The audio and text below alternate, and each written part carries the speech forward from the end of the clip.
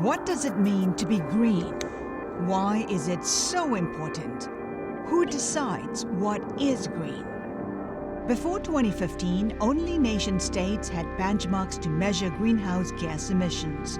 But after the Paris Agreement, the private sector started to get serious, increasingly defining its own impact on climate and regularly disclosing the findings.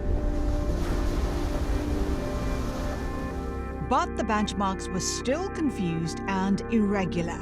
Companies and investors saw a need for standardization, and uniform benchmarks began to emerge. The oil and gas industry began to use tons of CO2 per barrel of oil equivalent. In the power industry, it was tons of CO2 per kilowatt hour. For the airlines, it was tons of CO2 per passenger kilometer. Although this helped drive investment in sustainability to an all-time high, mainstreaming carbon intensity targets is still a work in progress.